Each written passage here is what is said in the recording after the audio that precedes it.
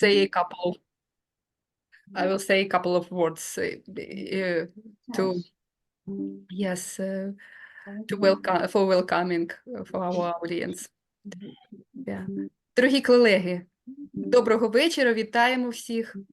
Вітаємо взагалі з таким весняним настроєм, так, з нашої зустріч. Вона продовжується вже друга в цьому році. І бачите, ми такі теми підбираємо, які є дуже актуальні за участі справжньо досвідчених таких наших колег, яким є чим поділитися і так підтримати, тому що наш взагалі цей проєкт, він був і є спрямований для підтримки спільноти українських психотерапевтів.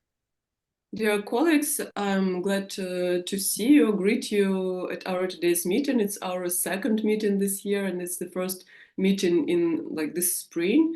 And we choose very experienced speakers that have a lot of expertise on the topics that are very actual and important for us right now. And this project was designed for the support of our Ukrainian psychotherapist. Отже, хочу сьогодні вам представити теж нашого колегу і так само психотерапевта, викладача, тренера з позитивної психотерапії і також фахівця у галузі тілесної психотерапії. Це Enver Cesko.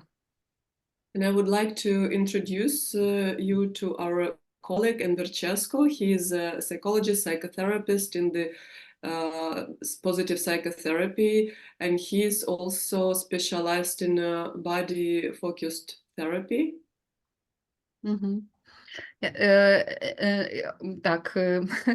Так само Енвір живе і практикує в Косово, але насправді, як міжнародний тренер, має багато практики в різних країнах, і тому його досвід дуже поширений.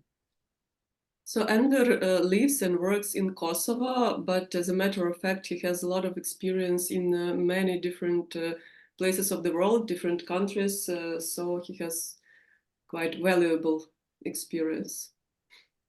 Так, ну і насправді пам'ятаю ті часи, коли вже ми бачилися саме в Україні, коли з різними семінарами і навчальними проєктами Енвер приїжджав до нас в Україну, тому має таку уяву про нашу аудиторію, так, про колег українських. And I remember the times when Enver had a chance to visit Ukraine with his seminars. So you, Enver, have some idea about our Ukrainian realities and about the reality of our colleagues in Ukraine. І тому дуже вдячна, Енвер, що ти погодився ось саме мати такий виступ тут в нашому проєкті для підтримки української спільноти. So thank you, Enver, for accepting our proposition to take part in this today's event to support our Ukrainian psychotherapeutical community. Так, ну і тема дуже актуальна. Ви бачили, так, назву про людину на війні. І ми розуміємо, що так само для Енвера теж це досвід, який торкався особистісно, і тому є чим ділитися. And the topic itself is very on time today. You saw the name, it's Men at War. And Enver had experience in that field too, and also personal experience, so he has things to share. Отже, передаю слово. Дуже рада, що сьогодні саме ми зібралися бути в цьому полі. І, будь ласка, Енвер. So Enver, the floor is yours. I'm very happy to see you at our circle today. Thank you so much, Katya. I used to call my dear friend Katarina Ovcharek Katya. Since many years ago, I think more than 20 years, when we met in, I think first in somewhere in Germany and then in Odessa. And we had a nice time when I was visiting the Kiev. It was 2008, something like that, as I remember. Let me Yeah. translate, Enver. Okay? Yes, please. Thank you. Так, я насправді Катя дуже радий бачити і звик Катерину Овчарик називати своїм дорогим другом, бо ми вже зустрілися перший раз, напевно, років зі 20 тому, десь в Німеччині. Потім це було в Одесі, і десь у 2008 році я був в Києві, мені здається, що це був 2008, і теж ми там дуже гарно і продуктивно провели час. And yeah, it was a long time ago. Then we met with each other, and we are continuing to keep our friendship with Katya. And I am so glad that to be with you and to share my experiences in two roles. Тобто ми дуже давно вже знаємо одне одного з Катією. Я дуже радий мати цю можливість поділитися своїм досвідом у двох таких аспектах, у двох ролях. And I was very pleased to accept invitation from Katya, even that I had very busy schedule for this year. Right now I am in one place which is called Düzce. It's around 200 kilometers far from Istanbul. Мені було дуже приємно отримати насправді це запрошення на сьогодні, не дивлячись на те, що в мене дуже такий щільний графік цього року. От зараз я знаходжуся в місті під назвою Джеже. Did I say it correct? Düzce. I'm not sure. Düzce. Yes, Düzce. Джеже. І це Düzce. приблизно 200 кілометрів від Стамбулу. That I was invited for tomorrow morning to do one day workshop on body psychotherapy. І сюди мене запросили для того, щоб провести одноденний такий воркшоп, семінар з тілесної терапії, тілесно орієнтованої психотерапії. It's not тілесна орієнтація, it's тілесна психотерапія. Окей, sorry. Так, It's тілесна психотерапія. Окей. Так, от мене виправив Енвер, що це не тілесно орієнтована терапія, а саме тілесна терапія, психотерапія. Так вона і називається. Так. And then in the evening, when I'm finishing, I have to go to Ankara and to do the regular day master course on positive psychotherapy 3 days, Friday, Saturday, and Sunday. А після цього я відразу їду в Анкару для того, щоб провести мій такий стандартний триденний семінар з позитивної психотерапії. So even that I was traveling last night from Kosovo to Istanbul without having time to rest myself, but because I like people from Ukraine. I spent many years coming and doing the trainings, workshops in Ukraine, and I didn't want to avoid this workshop for you. І так сталося, що вчора мені довелося, я їхав якраз із Косово у Стамбул, в мене навіть не було часу відпочити, але я настільки люблю просто українських людей, своїх колег з України, і вони для мене дуже цінні, тому я не хотів втрачати цю можливість сьогодні для вас поділитися з вами своїм досвідом. I think Ukrainian people and the Kosovo people, we have a lot of similarities with this kind of difficult situations because we passed 24 years ago. На мою думку, у людей з України і з Косова є дуже багато спільного, от саме в контексті цієї складної ситуації, що ми мали її 24 роки тому, Україна має її зараз. And at that time in 1999, I was in my last year of education on body psychotherapy when the war was start in Kosovo. І на той час, це був 1999 рік, я вже закінчував своє навчання з тілесної психотерапії, коли якраз почалася війна в Косово. And imagine that at that time I was going to Belgrade in Serbia to learn about body psychotherapy. And in 1999, I had to stop because it was start the war. І можете собі уявити, я на той час відвідував Белград, бо я вивчав там саме тілесну психотерапію, і мені довелося припинити це навчання через те, що почалася війна.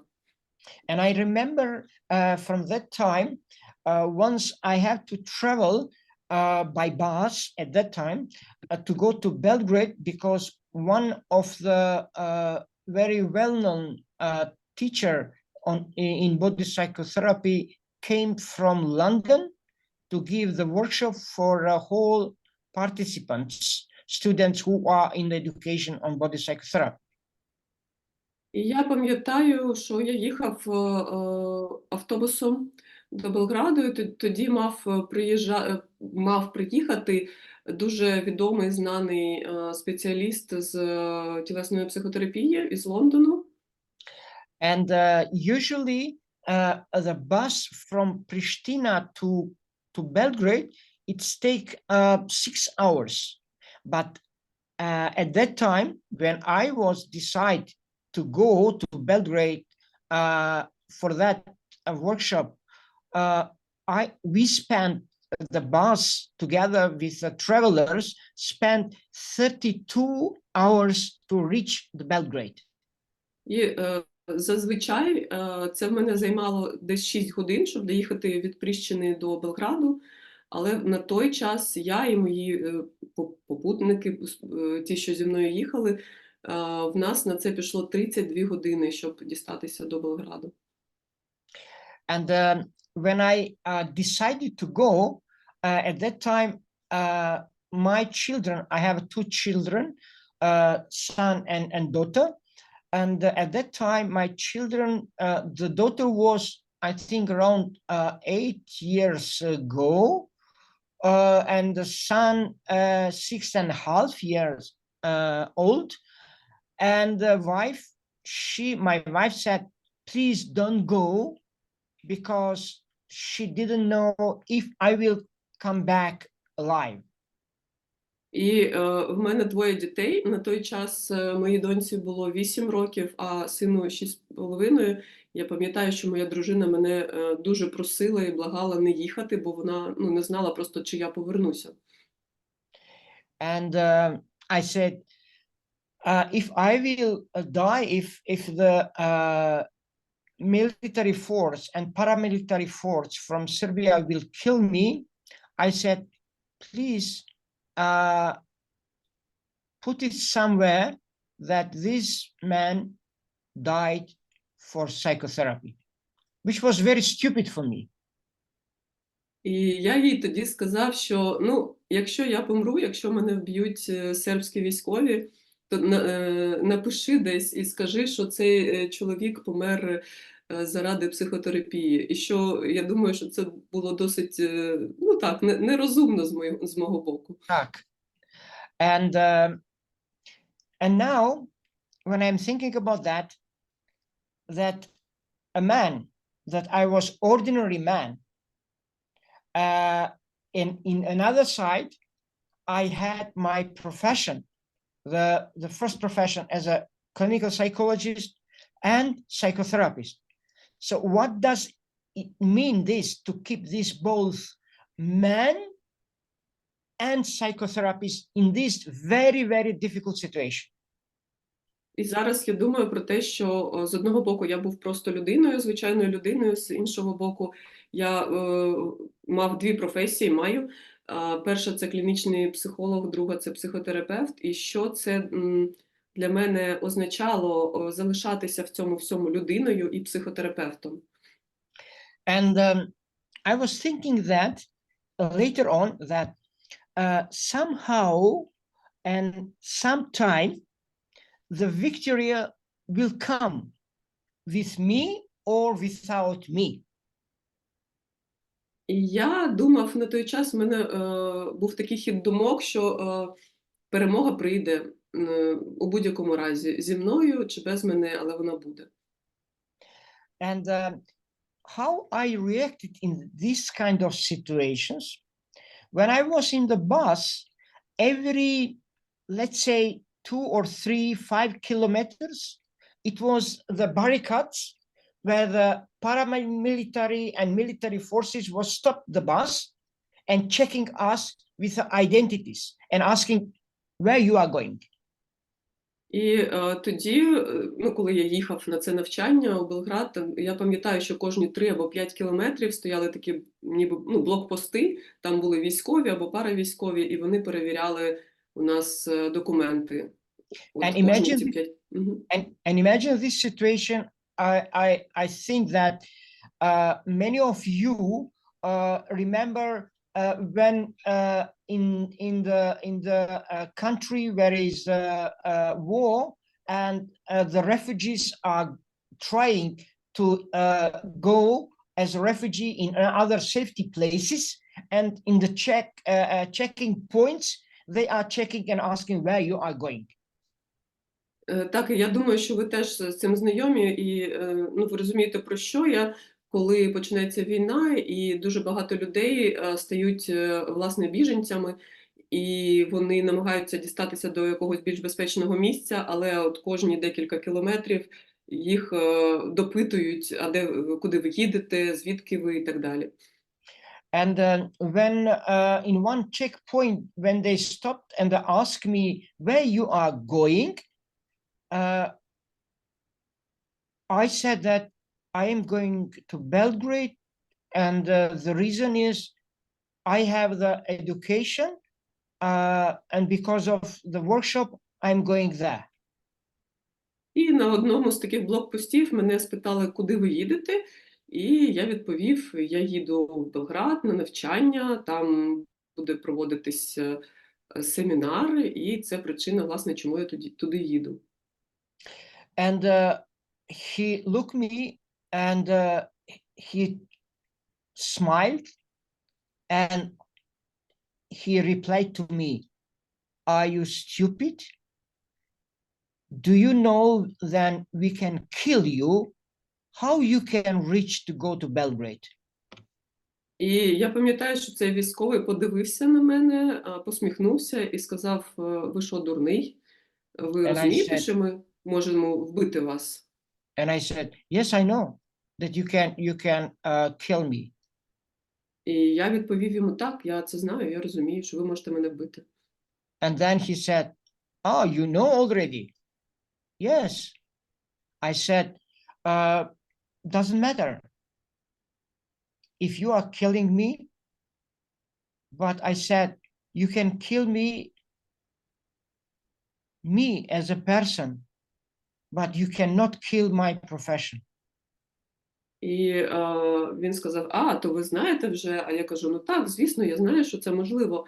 Ви можете мене вбити, але ви не можете вбити мою професію. And why I am explaining this? So the end was, if you are interested, how was the end? They leave me to go there, and I was there, and I also safety came back to my family. But why I am trying to tell this?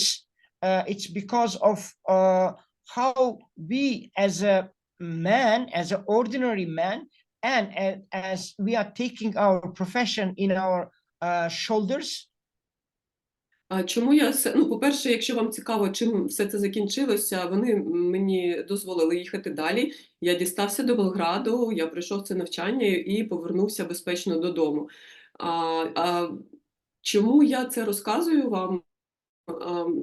Це про те, як нам доводиться виносити свою професію якби у себе на плечах.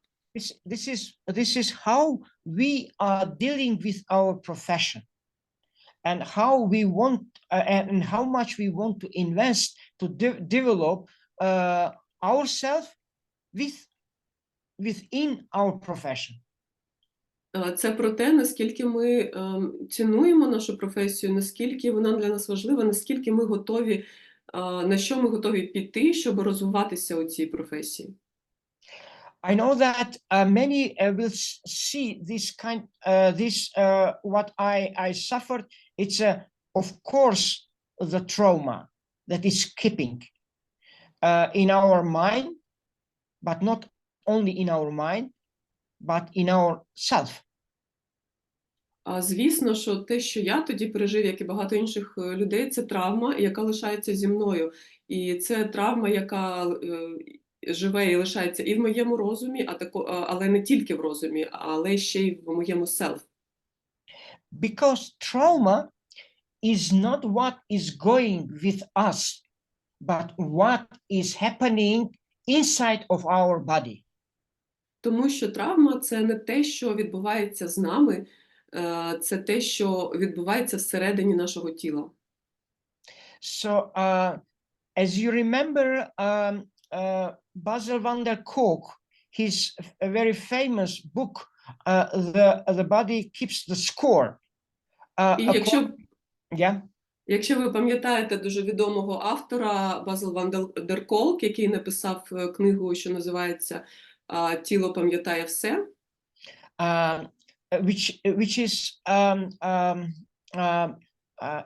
is covering all new researches from the side of neuroscience with how is our body reacting to the trauma and what is the reactions inside of our body when we have trauma. This is very important to understand. І в цій книзі він говорить і згадує багато дуже важливих і нових досліджень з нейронауки, які говорять про те, як, власне, ми реагуємо на травму, як наше тіло реагує на травму. І це дуже важливо розуміти ці механізми. Because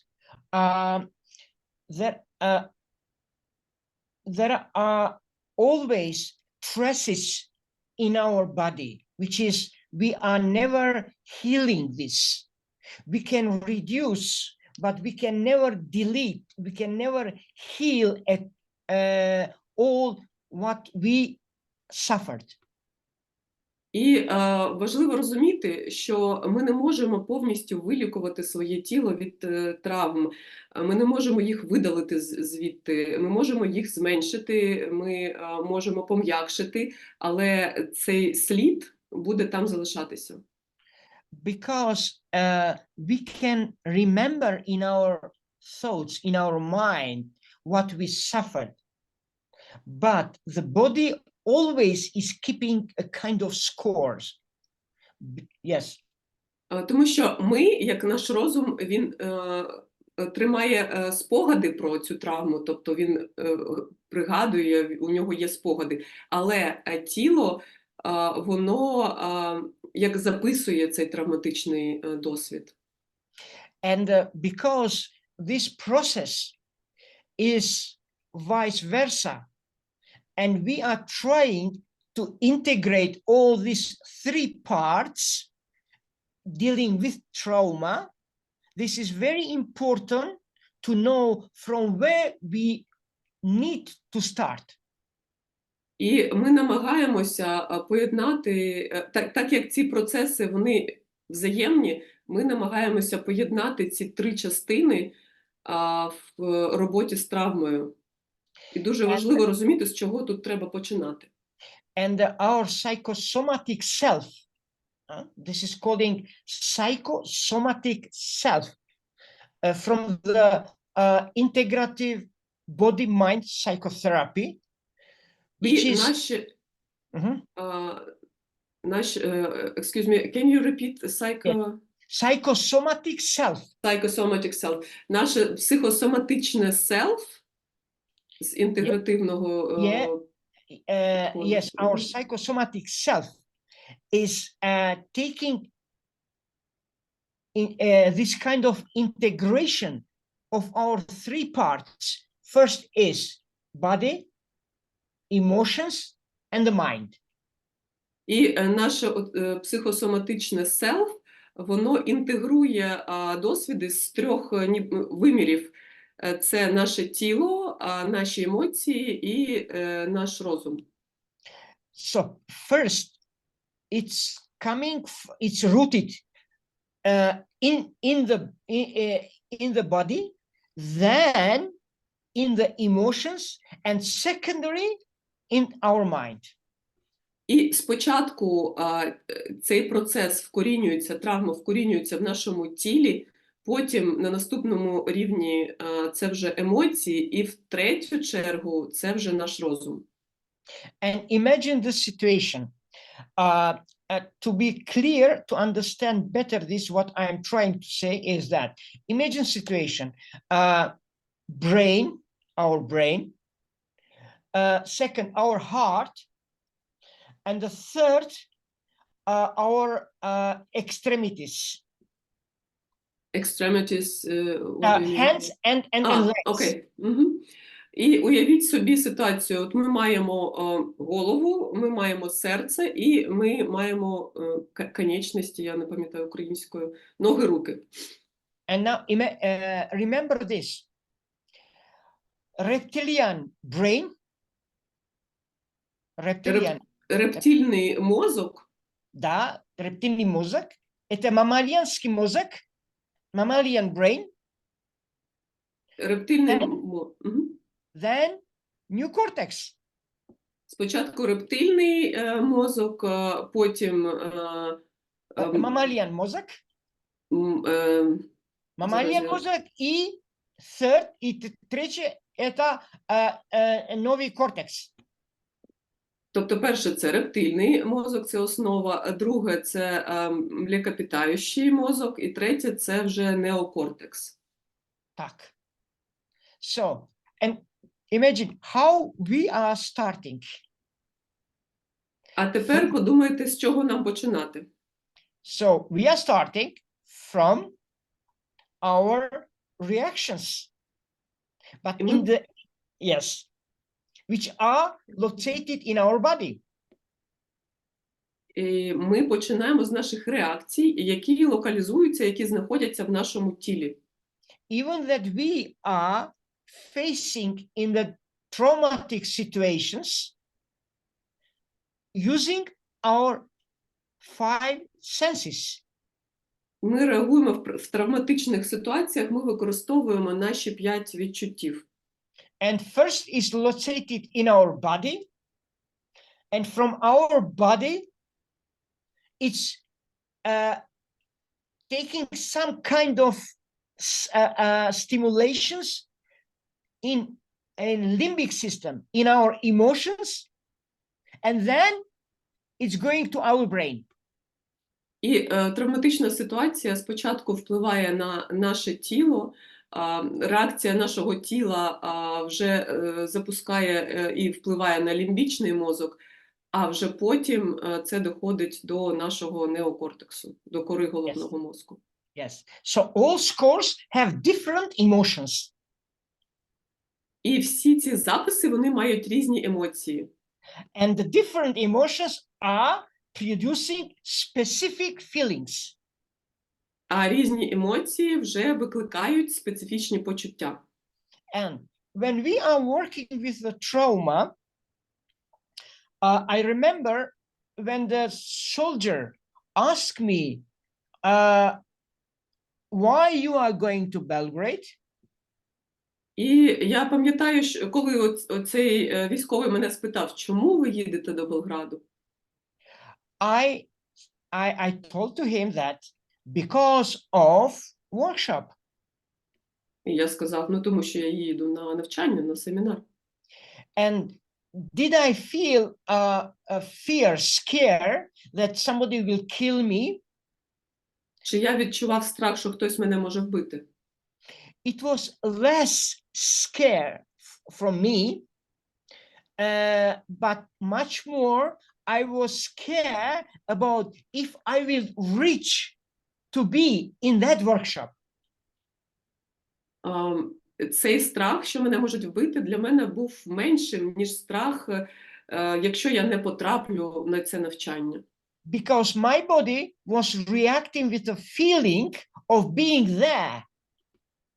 Тому що моє тіло реагувало почуттям того, що я вже там, я маю бути там. And then to use my new cortex to say, I need to find very rational ways how to reach my goal. А тоді вже запрацював моя кора головного мозку для того, щоб знайти найбільш раціональний і безпечний шлях досягти моєї мети. And as I am developing my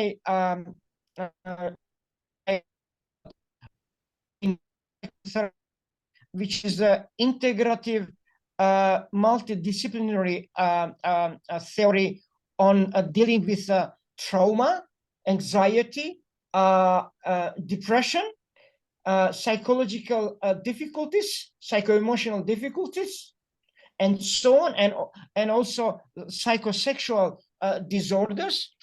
I am starting to use from the feelings, from the limbic system. І у своєму підході, який я розробив, інтегративний підхід до роботи з травмою, з депресією, з тривожністю, з психосексуальними порушеннями і так далі, я починаю свою роботу з почуттів. Да. Later on, I am coming to the new cortex, to the cognitive parts. І вже пізніше я переходжу до неокортексу, тобто до когнітивних частин. So first, what I am asking my clients or my patients when I'm working with the trauma is that how you feel about that. And I am never asking what do you think about that. Тому перше, що я питаю в своїх клієнтів або пацієнтів, це які відчуття, які почуття у вас виникають з приводу вашої травми. І я ніколи не питаю, що ви думаєте з цього приводу. And then the second step is what you would like to do or how you would like to show me that you feel like that. І потім я питаю, мій другий крок – це спитати, а що би ви хотіли зробити, або як би ви хотіли показати мені, як би ви могли мені показати, що ви це відчуваєте. Because when you are working with the trauma, it's very important that you need to face, to visualize in the safety place what patient or client had suffered. Тому що при роботі з травмою дуже важливо візуалізувати в безпечному просторі те, що відбувається з клієнтом.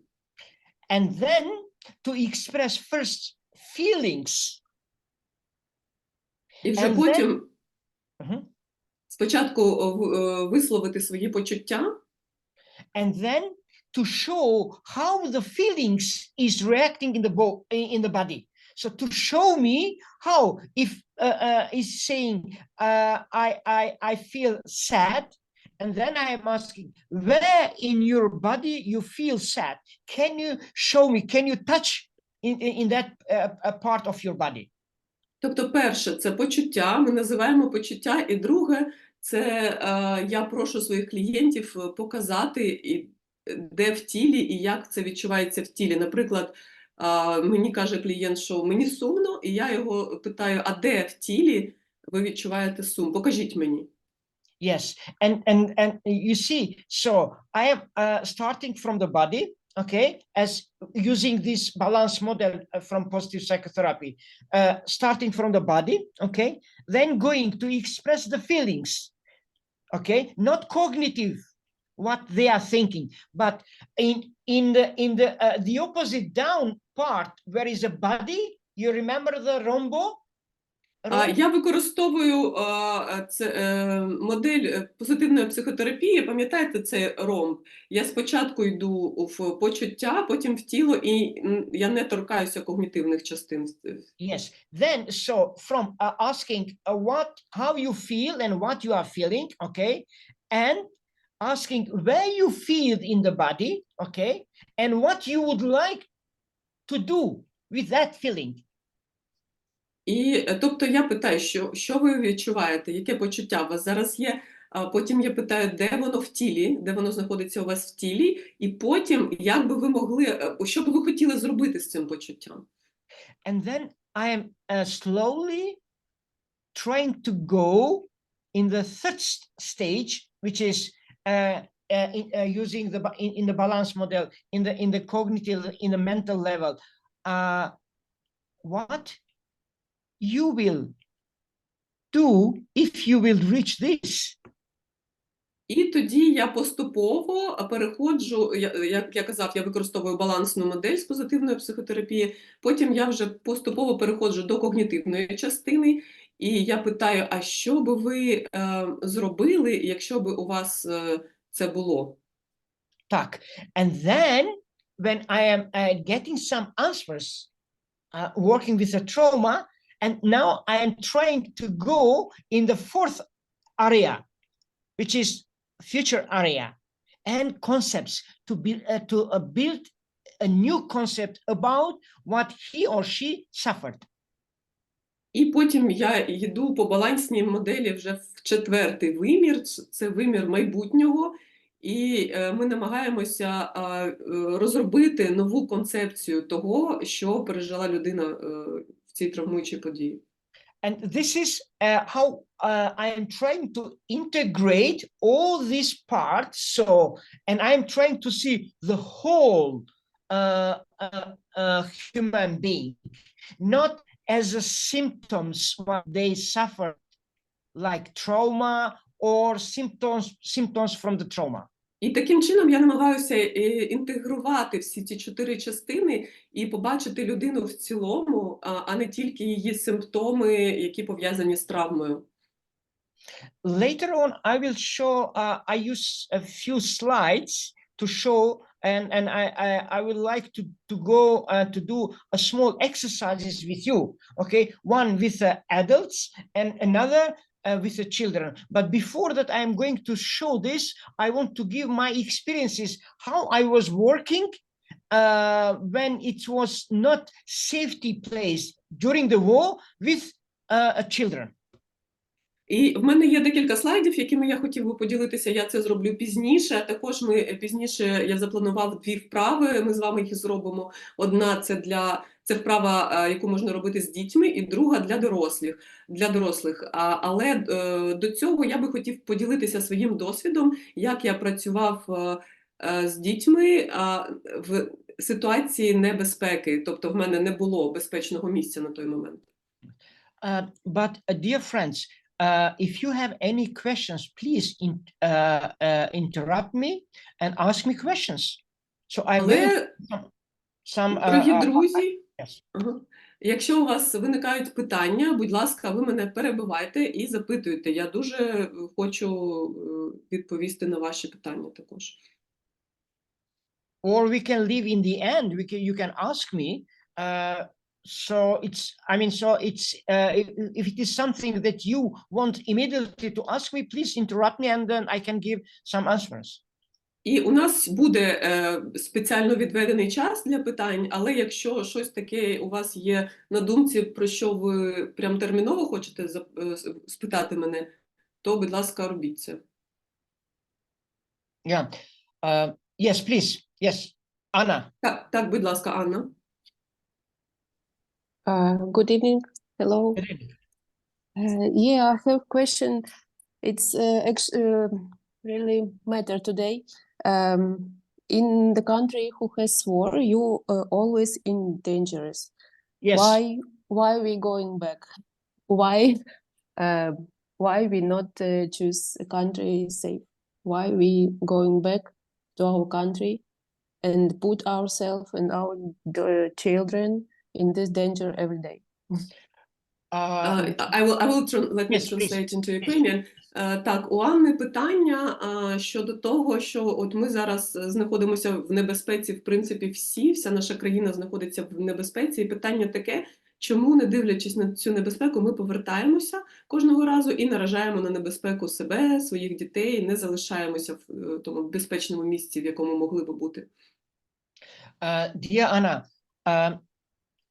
I'm not so sure if I understand your question, but I am sure that I didn't mention that to go back in the war situation, but I was trying to explain how we have to deal with the trauma situation. Я не впевнений, що я зрозумів питання. Я говорив про те, скоріше, як ми працюємо з цими травматичними ситуаціями. So the question was, maybe I will just repeat it.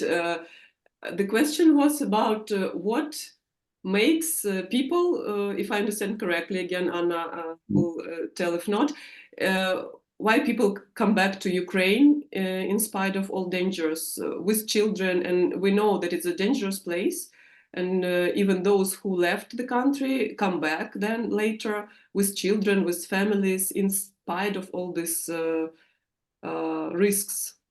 Yeah, but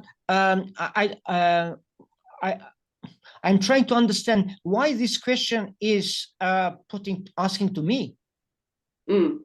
Да, каже Енвер, що він намагається зрозуміти, чому це питання до нього. Because if you feel that you in Ukraine is still war, which is, okay, and if you are asking me why I should go back, I didn't say to you that you go back to Ukraine, okay, but Yes. I gave my situation that I was traveling to go to Belgrade for my reason, personal reason, and I finished my travel, and then I come back to my family.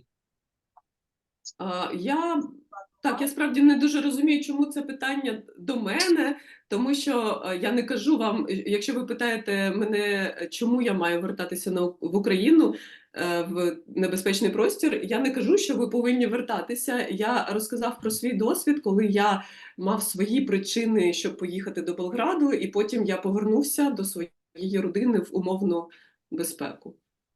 Yeah. So it's a matter of individuals, you know, so how they can decide it to go. Of course, I mean, rationally, nobody wants to be in the uncertain situations where it's not safety at all, and to stay there. І тому це дуже індивідуальне питання, це, напевно, кожен для себе якби відповідає, чому він обирає повернутися в небезпеку, бо, ну, справді,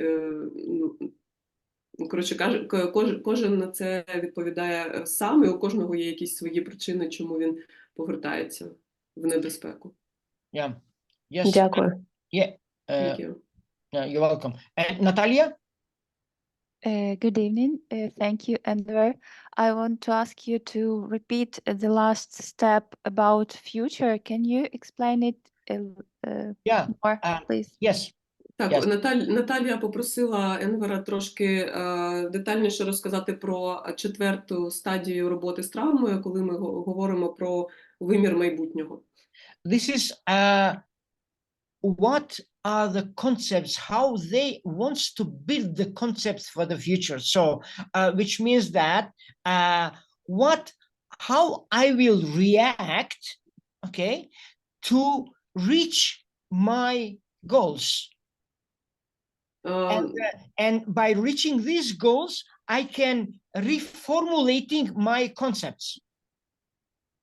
Це робота з концепціями майбутнього, як я буду, що я можу зробити, як я маю реагувати для того, щоб досягти своїх цілей. А коли я досягнув своїх цілей, то в мене виникає можливість реформувати, реконцептуалізувати свій травматичний досвід. And this is what is calling a kind of reprogramming of our thoughts, might be subconsciously sometimes, but to reprogram our new concepts Ну, for, і це, for a life. це те, що іноді називається перепрограмуванням думок. Цей процес може також відбуватися підсвідомо, на підсвідомому рівні. Because according to the new researches in the neuroscience, it is possible to reprogram our thoughts and concepts. Тому що згідно останніх досліджень з нейронауки, перепрограмувати свої думки і свої концепції можливо. Yes. When we are working with a trauma, we need to understand 4 emotional needs.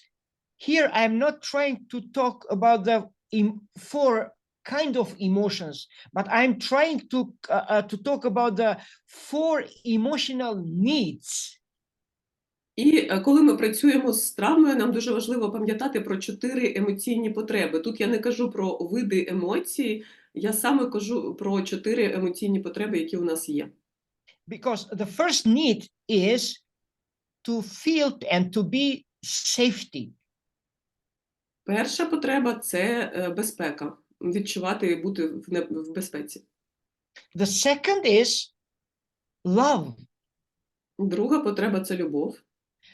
But dear friends, here when we are talking about the needs of love, first we need to start from ourselves. First, we have to say to ourselves, I love myself. I do love myself. Але коли ми говоримо про любов у цьому контексті, ми повинні починати з себе. Перше, що ми повинні зробити, це сказати собі «я себе люблю». And then closeness and the trust. Наступна потреба – це потреба близькості і довірі. And the fourth is putting some kind of boundaries. І четверта потреба – це мати певні кордони. And if we are starting which kind of safetyness we need, it's starting first physical safetyness. Якщо ми будемо розшифровувати поняття нашої потреби в безпеці, перше – це буде фізична безпека. Then cognitive. Друга – когнітивна. Socio-emotional. Третя – це соціально-емоційна, соціоемоційна. І spiritual. І духовна. This is how all these are integrating in the human being. And this is how we need to understand and to see human being. І це те, як це все інтегровано і вбудовано в людину. І ми повинні бачити це саме таким способом. And when we are coming in the second emotional needs, we have 2 kinds of love.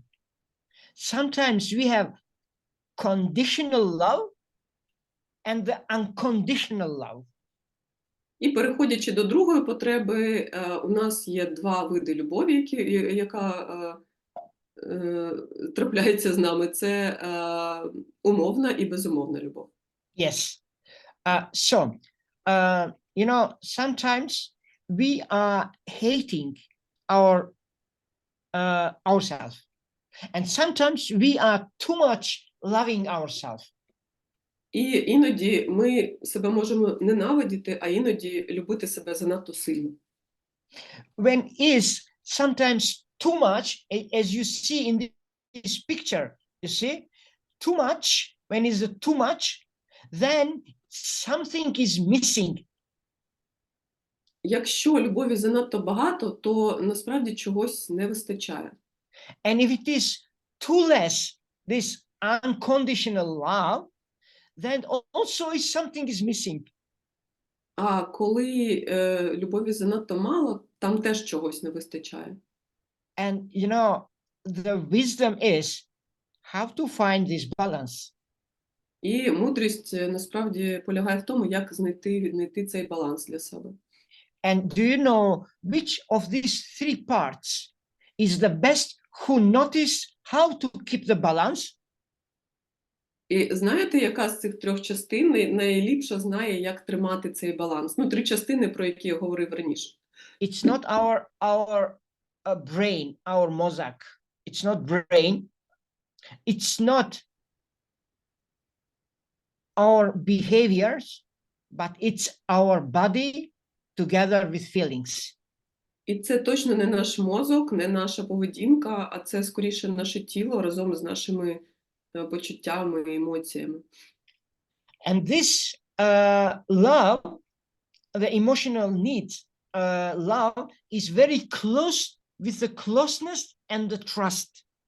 І ця потреба в любові, вона насправді є дуже близькою до потреби у близькості і довірі. And to be close and to trust, first we need to trust and to be close with ourselves.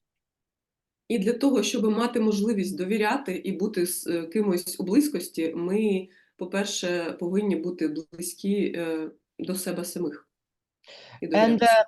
And one question for all of you. How many times, or do you remember if sometimes you are hugging yourself like this? І в мене питання до вас всіх. Як часто і чи взагалі таке трапляється з вами, що ви себе обіймаєте отак от? Which means that we need to be close with ourselves. І це насправді така маніфестація того, щоб бути близьким з самим собою. And when you are hugging yourself, this means that I love myself, I trust myself, Коли ви себе так and I'm close with myself. Коли ви так себе обіймаєте, це означає, я люблю себе, я довіряю собі, і я з собою я в близькості з собою. And try, dear friends, try sometimes to hug yourself. And later on, after 5 minutes or 10 minutes, try to hug your partner and try to see, do you feel the same feelings when you are hugging yourself and staying, let's say, 2-5 minutes, and when you are hugging your partner, is it the same feeling? І, будь ласка, зробіть такий експеримент. Обійміть себе, а потім десь за 5-10 хвилин обійміть свого партнера і помітьте, чи є різниця по відчуттях, коли ви обіймаєте себе і обіймаєте свого партнера. Because as you want, as you like, as you wish, and as you can hug yourself, nobody will hug you. Тому що так, як ви самі хочете, як ви можете, як ви бажаєте себе обійняти, так ніхто більше вас не обійме. We have a saying in our culture, I don't know, is it the same or similar saying in your culture? This is your hands that is crashing your back, nobody will crash. You know. В нашій культурі є такий, в нашій культурі є такий вислів, я не знаю, чи є щось схоже у вас в культурі. Це ніхто так не зможе почесати мені спинку, як я сам своєю рукою. I don't know if you agree with me, but of course, you know, all we are unique for us І and for the others. Я не знаю, чи ви погодитесь, але я думаю, що кожен для нас, для себе І для себе є унікальним, а потім вже для інших є унікальним. So, closeness and trust with myself. The second, I with my parents. І так, перше – це близькість і довіра до себе, потім до моїх батьків, близькість з батьками. The third is I with my friends. Третє – це я і мої друзі. And I with my relatives, with community, society, etc. І останнє – це я і мої родичі, або моє суспільство, можливо, якась група моя соціальна і так далі. And when we are coming to put a kind of boundaries, this means that we need, because our body, our emotions, they are pushing us to put a kind of boundaries. І четверта потреба – це потреба у кордонах, і тут ніби наші емоції нас підштовхують до того, щоб ці кордони встановити. And this is that from the positive psychotherapy, we know capacity to say no. І ми And знаємо, що capacity to say yes. із позитивної психотерапії ми знаємо, що кордони – це про можливість сказати «ні» і про можливість сказати «так». So if you are able first to notice first what your body needs and what your body feels, then you can decide it what to do. І якщо ви знаєте і розумієте, що потрібно вашому тілу, розумієте його потреби і його почуття, то тоді ви знаєте, що робити. And dear friends, if you are trying to put all these emotions that you know from different kind of theories, starting from the Plachnik emotions, І якщо ви намагаєтеся якби помістити всі види емоцій, які ви знаєте, починаючи з таблиці Плачніка. Robert Plachnik, that he's from his theory, and 6 or sometimes 7 basic elementary emotions, you can put it here in 4 emotional needs. Якщо ви думаєте про ці 6, а іноді вважається, що 7 базових емоцій, ви всі їх можете помістити сюди. Yes. And this is really very important when you are facing with a trauma and when you need to deal with the trauma, but not to heal whole trauma. We cannot heal the trauma, but we can heal our wounds from trauma. І це дуже важливо пам'ятати, коли ми працюємо з травмою і коли ми намагаємося її зцілити. Насправді це неможливо зцілити травму, але ми можемо вилікувати, зцілити ті рани, яка травма нам нанесла. For instance, different kind of symptoms which are product from the trauma, we can use a lot of techniques how to work, how to deal with that. Наприклад, ми можемо використовувати дуже багато різних технік для того, щоб працювати з різними симптомами, які провокує травма. For instance, if we are using from the polyvagal Stephen Porges theory, working with vagus nerve, we can very successfully deal and reduce our stress, our anxiety. Наприклад, якщо взяти полівагальну теорію і роботу з цим вагальним нервом, то ми можемо дуже успішно знизити рівень нашого стресу і нашої тривоги. But if we are trying to work only with the cognitions and to say, for instance, please forget this, what's happened, please come in the new situation, now we are free, forget this. No, we cannot work in this way. І якщо ми намагаємося працювати тільки на когнітивному рівні, кажучи своєму клієнту: "О, будь ласка, забудь це, зараз ти вже в новій ситуації, ми вже вільні від цього досвіду, просто живи новим життям". Це не працює так. So what is very important is that we have to start from our inner self, which is rooted in our body. І що дуже важливо, ми повинні починати з нашого внутрішнього селф, яке вкорінено в нашому тілі. Yes, and because all the messages, what is coming from our inner self in our body, through our limbic system, using the emotions, will give reflection to our cortex, and then cortex is reacting. Тому що всі ці меседжі, які наше внутрішнє селф посилає через лімбічний мозок, тобто воно посилає ці послання, меседжі через лімбічний мозок, і потім вже вони досягають неокортексу. І ми можемо вже рефлексувати на цьому рівні тоді.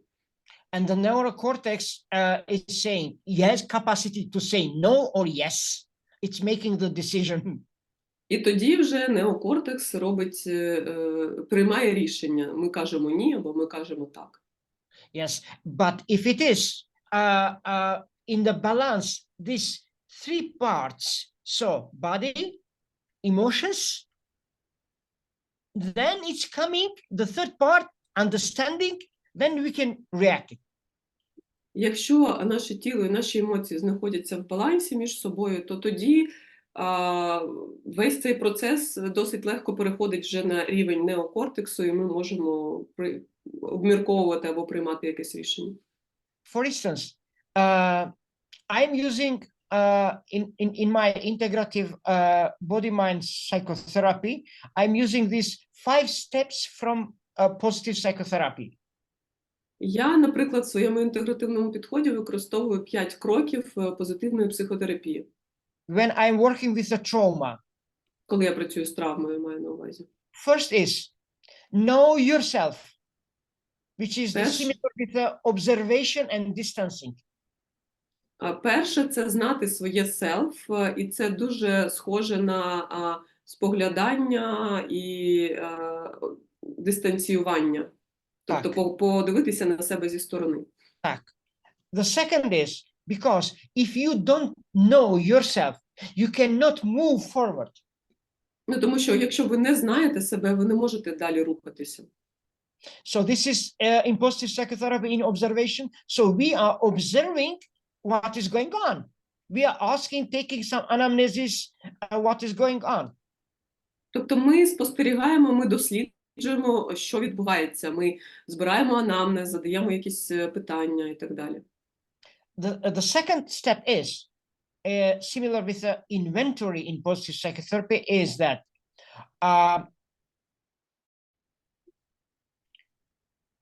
be aware about yourself. І другий крок – це усвідомлювати себе. Yes. So, which means that first, if I know myself, then I am aware about myself. Before that, I am taking some actions. І це означає, що якщо я знаю себе, я усвідомлюю себе, і це відбувається до того, як я роблю якісь дії.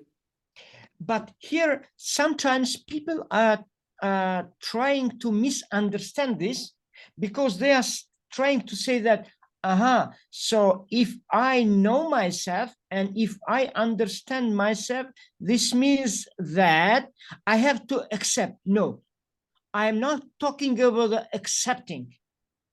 Іноді люди не зовсім вірно це розуміють, і вони думають, що якщо я себе знаю і розумію, то я повинен це приймати. Ні, я не кажу про прийняття.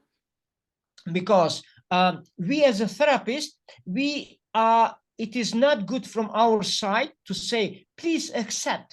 It's finished. War was finished. You lost your parents and please accept.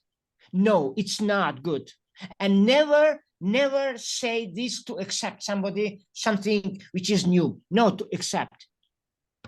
І тому що це взагалі неприпустимо казати, ну, з нашої з перспективи психотерапевтів, казати нашим клієнтам, щоб вони щось прийняли. Тобто, от війна закінчилася, все, прийміть це як досвід. Ви втратили своїх рідних, прийміть це. Це не можна так робити.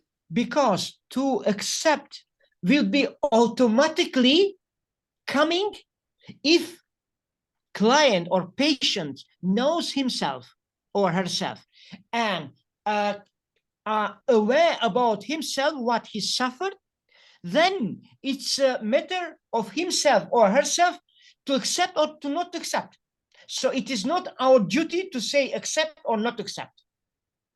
Тому що якщо людина себе знає і розуміє, і усвідомлює, то це вже її справа, чи приймати, чи не приймати. І це не наша робота казати їм, що вони повинні це прийняти. And the third is do some actions forward. І третій крок – це робити якісь дії, рухатися вперед. Yes.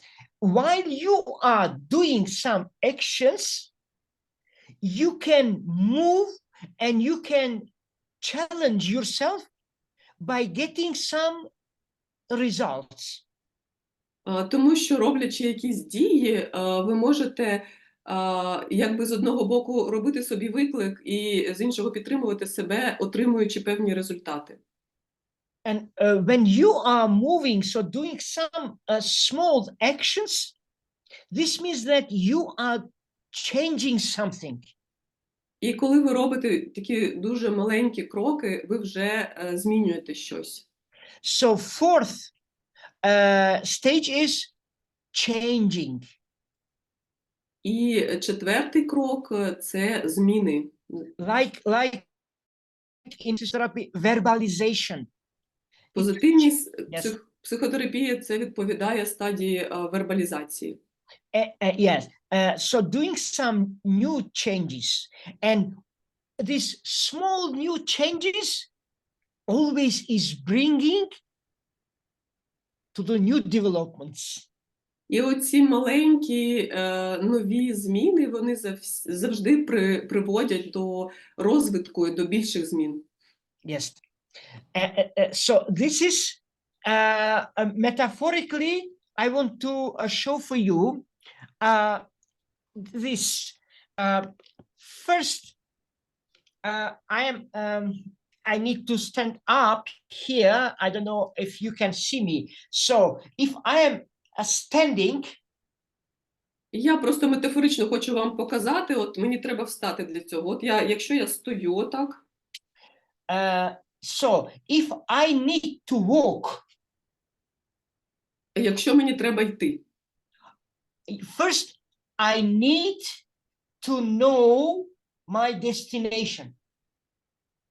По-перше, я повинен знати своє, куди я йду.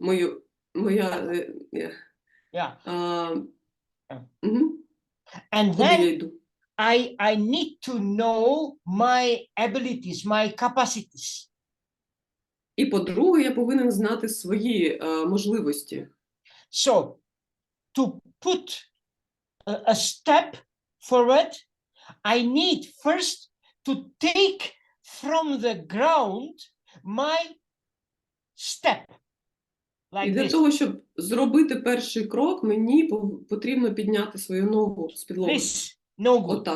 Так, ногу. Okay. And then I need to know where to put. This is first. А потім я повинен знати, де її поставити, де свою стопу поставити. Це перший крок. Так. And the second is.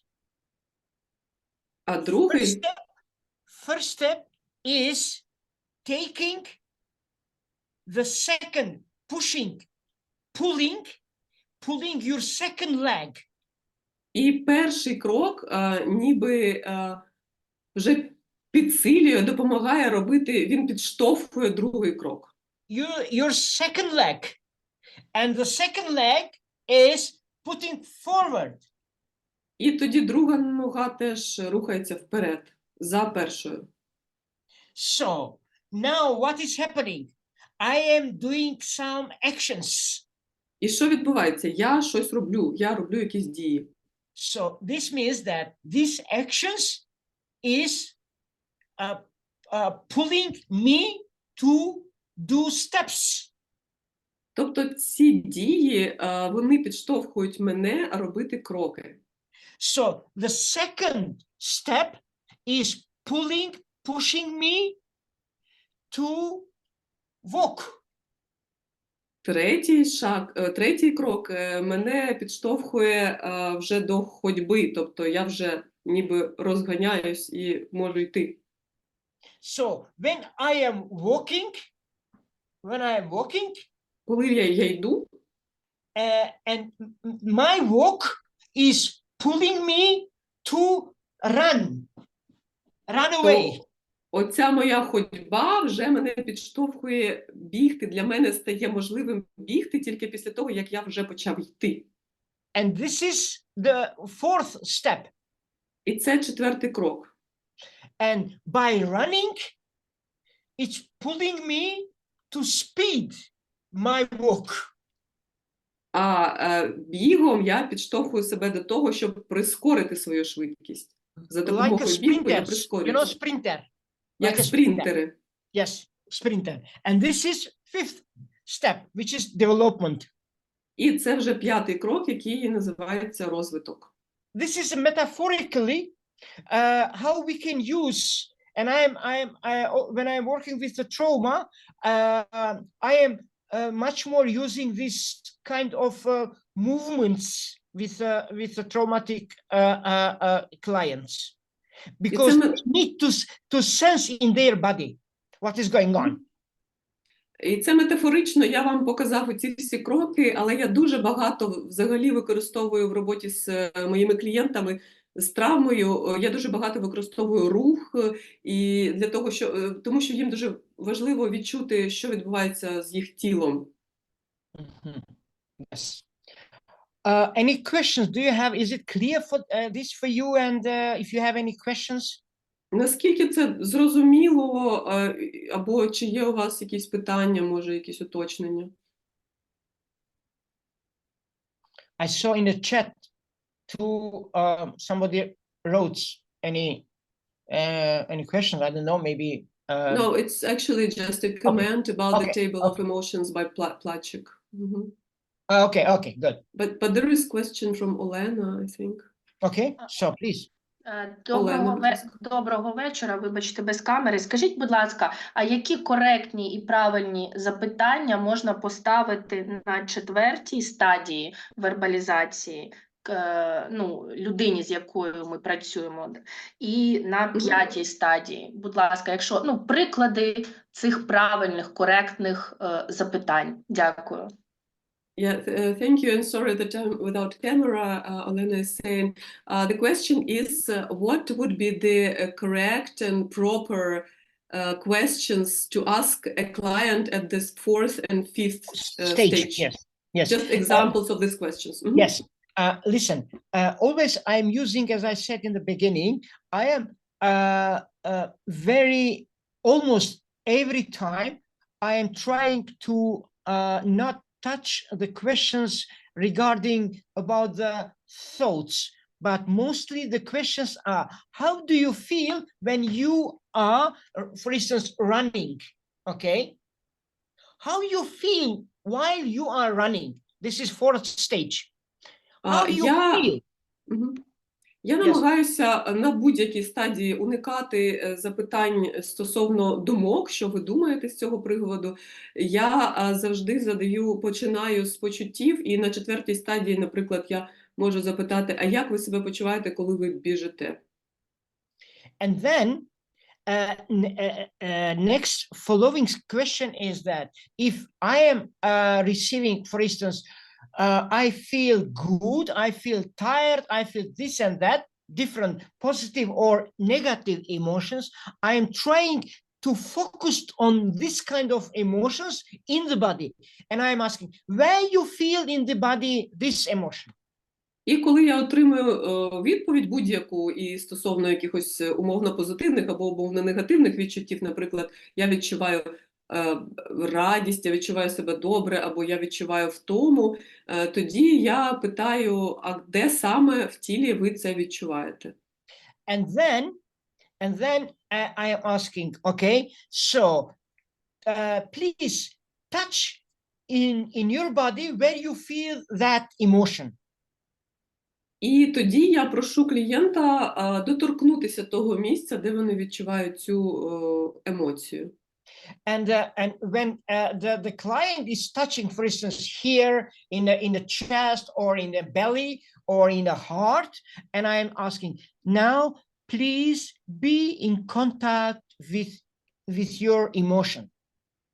І коли вони, наприклад, торкаються своєї грудної клітини або серця, або живота, я їх прошу залишитися в контакті з цією емоцією.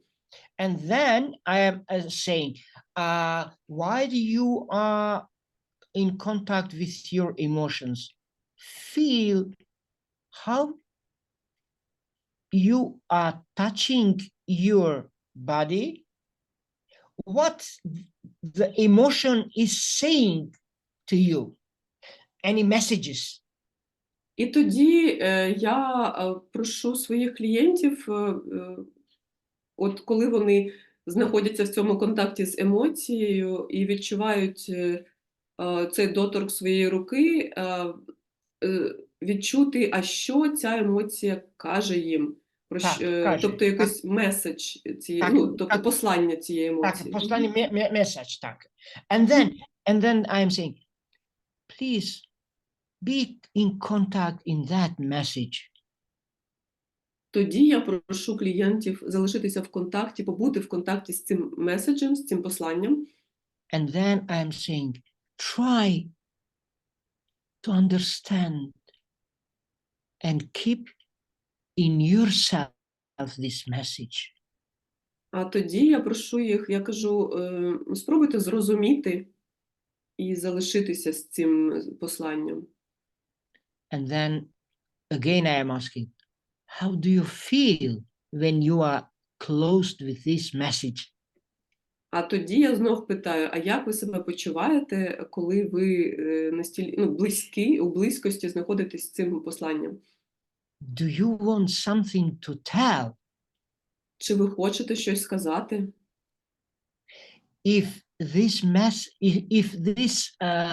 emotion, feelings have ability to talk, to say something, what he or she will say?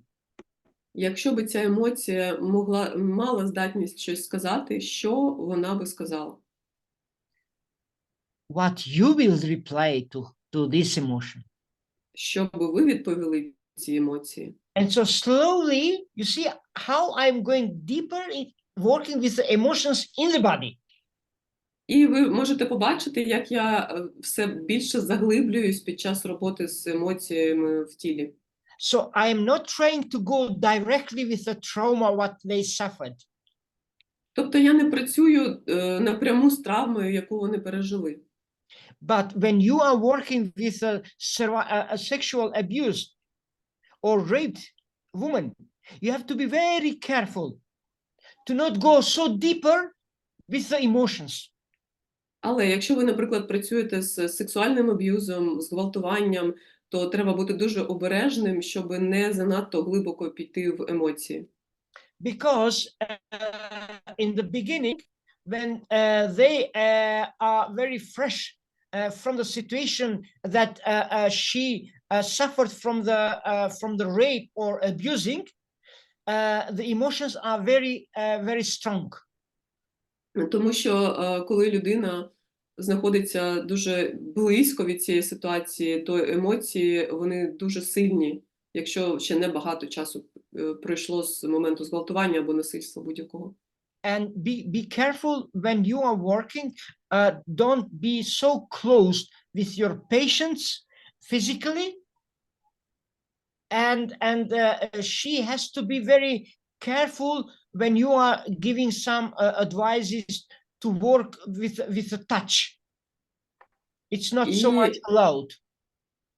І тут треба бути, по-перше, обережним і не бути занадто близько фізично до вашої клієнтки. І також не дуже рекомендується працювати з використанням якихось доторків.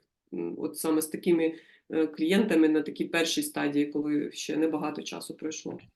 Let me come back a little bit about how I want to give my experiences working in the worst situation with the children.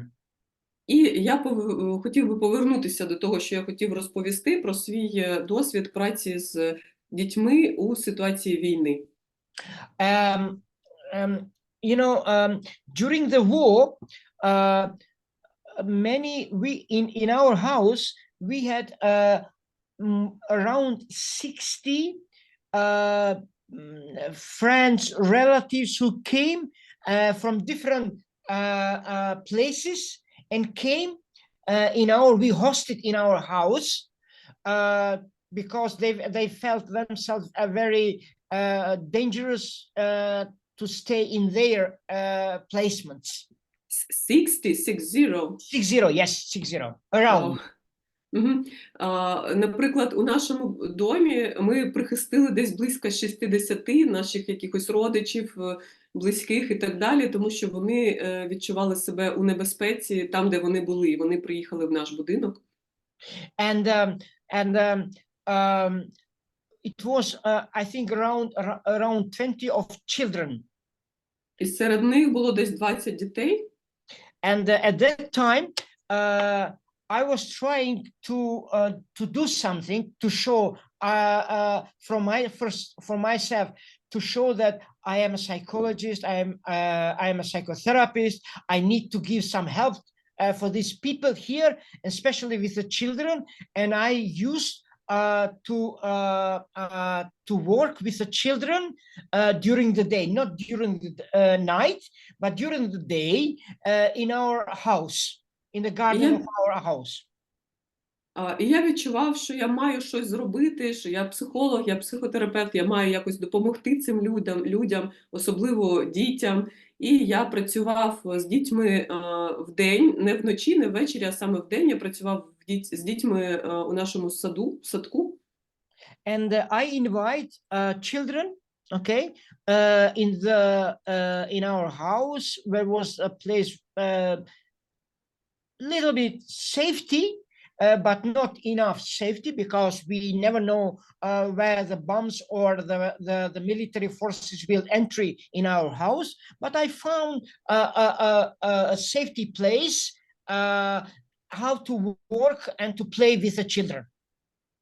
І я розумів, що наш будинок загалом не є повністю безпечним місцем, тому що ніхто не знає, куди і коли прилетить бомба.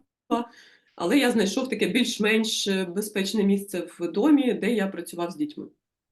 And I said, okay, now we are all here, and I would like that we to be in the circle, in a big circle, and to hold hands of each other, where right hand is receiving and the left hand is providing. І я казав, і так, зараз давайте станемо в коло, давайте будемо триматися за руки, де наша права рука це буде так ніби приймати, а ліва рука буде передавати. And listen, now here is a very crucial things, because sometimes we as a psychotherapists are doing big mistakes. І зараз буде дуже важлива річ, тому що іноді ми, як психотерапевти, робимо велику помилку тут. Because this is not enough safety place. It's a dangerous, it's a war. Тому що ми не говоримо зараз про безпечне місце. Це небезпечне місце, тому що ми знаходимося всередині війни. And this is very important to know. Never ask where you are in this kind of situations, which are not safety and with a lot of dangers, to ask, close your eyes. Never say to close the eyes. І ніколи не просіть ваших клієнтів, пацієнтів, людей, яким ви допомагаєте, закрити, заплющити очі, коли вони знаходяться в небезпечній ситуації. Коли це ситуація війни, ми ніколи не просимо закрити очі. Это разлог. The reason is that because they feel scared. And when we are in the scare situation, the fear situation, we are never asking to close the eyes. І чому ми це не робимо? Тому що ці люди знаходяться, вони відчувають страх. Because people, yeah, Коли люди відчувають страх, ми ніколи не маємо просити їх закрити очі. because usually when we have a fear, then we are trying to close our eyes because we don't want to see. Зазвичай, коли ми відчуваємо страх, ми намагаємося закрити очі, щоб не бачити того, що нас лякає. And this might provoke much more fear than to ask to close the eyes. І це може спровокувати набагато більше страху, ще більше страху, коли ми закриваємо очі. And then I said, okay, feel how you are touching of each other hands. І потім я говорив, добре, зараз відчуйте, як ви торкаєтеся до рук інших дітей, своїх друзів. And feel how the energy is flowing from your hands to your friends' hands, and together we are close to each other. І відчуйте, як енергія перетікає від вас, від вашого одного друга до вас, потім від вас до іншого друга, і відчуйте, як ми знаходимося в цьому всьому разом. And then I'm trying to say to them, now look on the eyes of your friends who are close to you, and each are looking and looking to their eyes. А потім я прошу їх подивитися в очі свого друга, який знаходиться поряд. І вони всі дивляться одне одному в очі. And while you are looking on the eyes, try to say for yourself, I am not alone. І ви дивитеся одне на одного, спробуйте сказати собі таке про себе. Я не один. We are together. Ми разом. As we are together, we are stronger. Через те, що ми разом, ми сильніші. Together, we can easier accept the difficult situation and to survive. І разом нам буде легше прийняти важку ситуацію і вижити в ній. And then I'm asking them, now, please bring your attention to your heartbeat. Потім я прошу їх перевести свою увагу на серцебиття. And by touching your hands, try to feel how the energy is coming from your heart and it's beating your heart in yourself.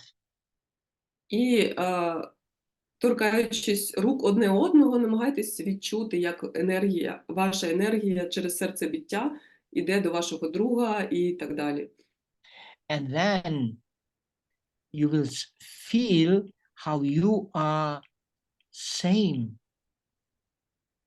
І потім ви відчуєте, як ви схожі, як ви однакові. Then try to share 3 things now, here and now, which you feel grateful. 3 things, whatever is coming at that moment.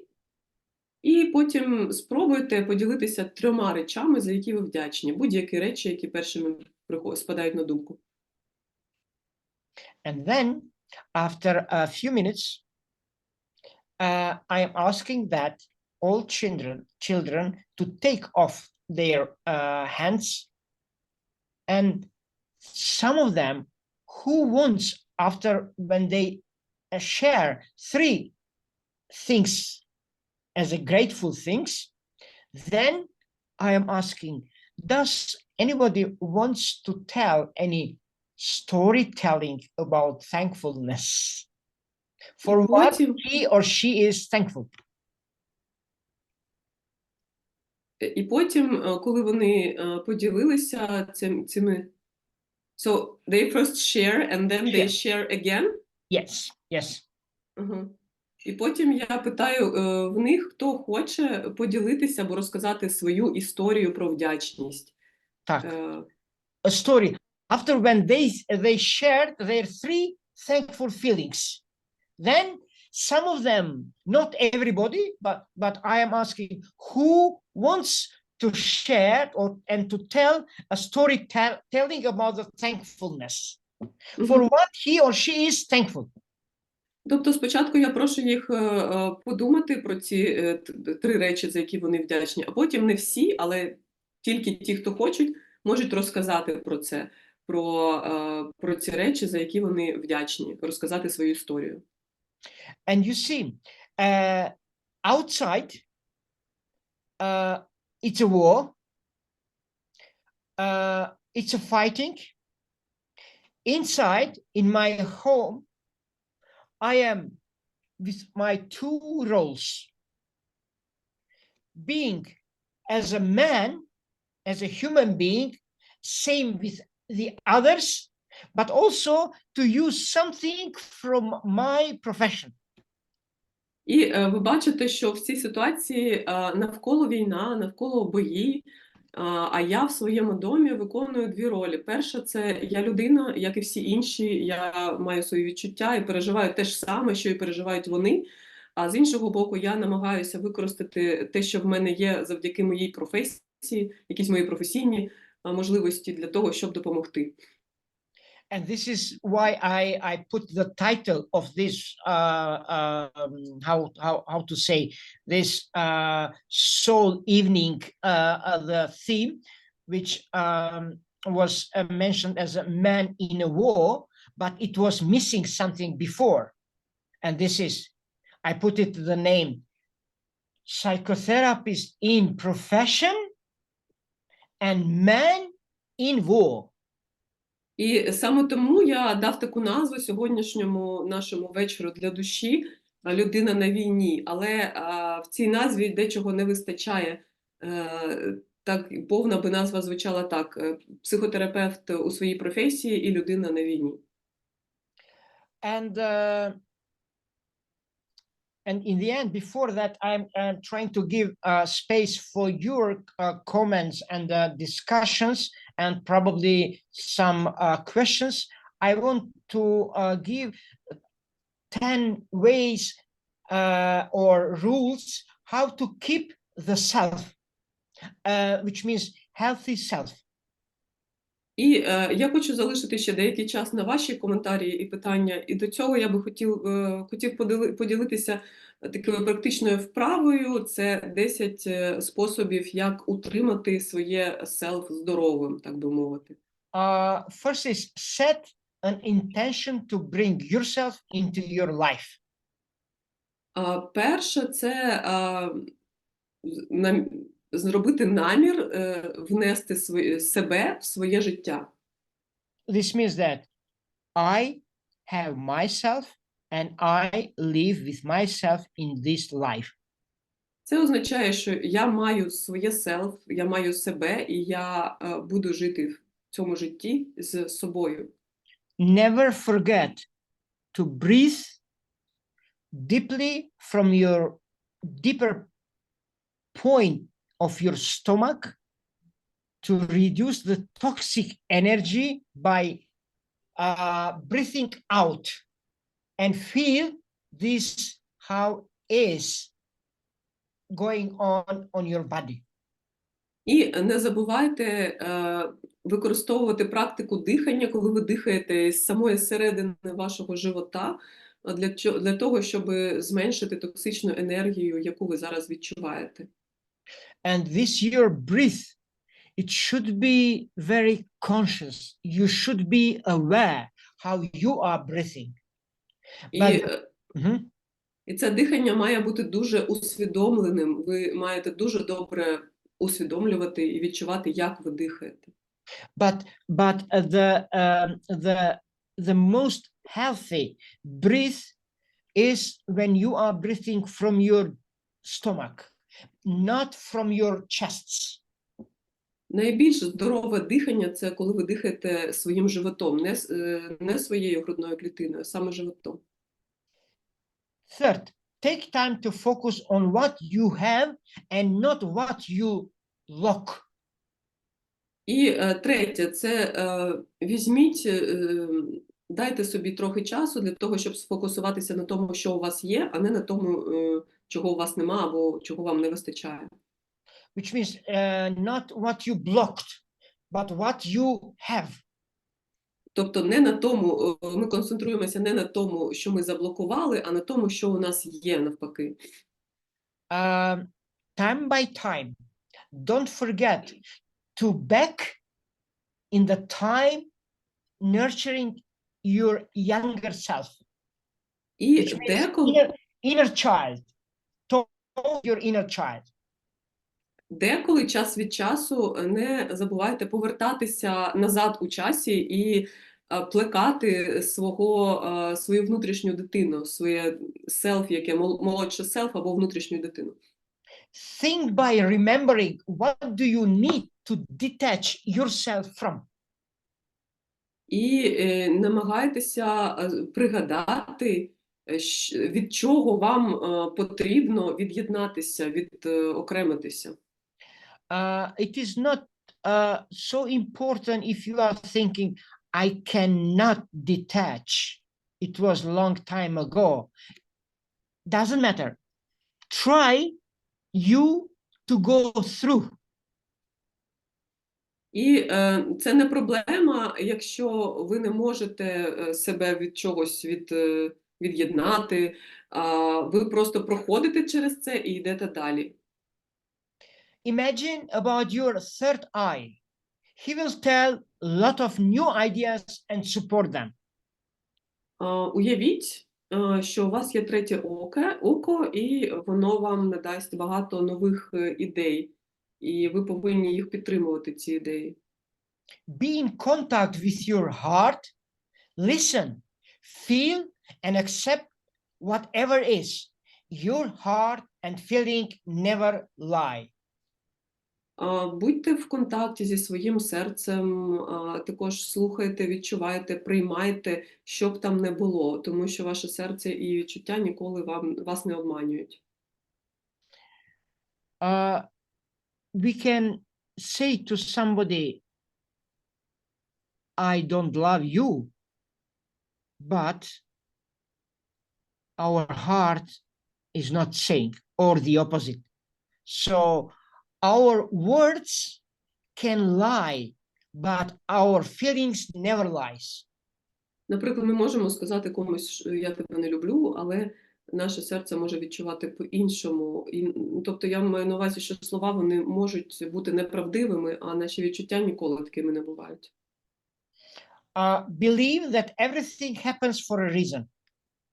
Також важливо вірити, що все, що відбувається, відбувається з якоїсь причини. Try to see the whole world through your own lens. Намагайтеся бачити весь світ через свої власні лінзи. And last, again breathe from your deepest part of your stomach and feel that you are ready to move into an empowered state of being. І останнє, знову подихайте із своєї самої такої глибокої точки в животі, самої глибини живота, і відчуйте, що ви готові переходити до більш потужного, більш ресурсного стану буття. And this is calling embody embodiment of our authentic self. І це називається втілеснення нашого аутентичного self, Yes. embodiment. Embodiment of our authentic self. Мгм. And this is how I am trying to integrate all this using these three parts: body, feelings, mind, and using our behaviors, our actions. І це, власне, як я намагаюся інтегрувати оці три частини: тіло, емоції і наш розум, і також це об'єднати з нашою поведінкою. This was that I prepared for you for this evening. Really, I felt that it's very important to feel our soul, our spiritual intentions, to share with the new ideas, with the new experiences, and how all together we can have some kind of experiences that we can reach and develop as much our method, not only for ourselves but also for the whole mankind. І, власне, це все, що я на сьогодні підготував. І хочу ще раз сказати, що дуже важливо прислухатися до своєї душі, до своїх духовних цілей і потреб. І дуже важливо в цій ситуації, в якій знаходимося ми, ділитися цим досвідом і таким чином робити найкраще з того, що ми можемо, не тільки для себе, але, мені здається, якщо ми всі будемо намагатися це робити, то ми будемо допомагати і всьому людству. Yes. Thank you so much. And I was very pleased and glad to share my experiences with all of you. And now it's time if you have any comments, any for the time for the discussions, and of course for the questions. Я дуже вам дякую за те, що ви знайшли час послухати мене про мій досвід. І зараз, якщо у вас є якісь питання або коментарі, то я буду дуже радий на них відповісти. У мене є питання. Okay. Может, презентацию выключить? Я Володимир, Исключите, да, може. switch on. Yes. Yes, може, Володимир. Чи можу задати We питання? you have already in Ukrainian language these slides. А також у вас вже є ці слайди українською мовою. Yes, I think Dmitry wanted to ask some Yeah, questions. Дмитрий, пожалуйста. Добрий вечір, колеги. Добрий вечір, Enver. Я психолог, живу у Львові, з Харкова. І у мене таке питання.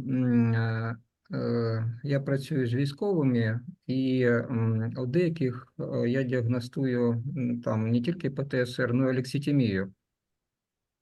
Алекситимия, Чи був у вас такий досвід, і як працюють от ці техніки інтеграл боді, майнд, і не тільки позитивка, я так зрозумів, що ви і англійською технікою працюєте. Як працювати з людиною, якщо вона не відчуває емоцій?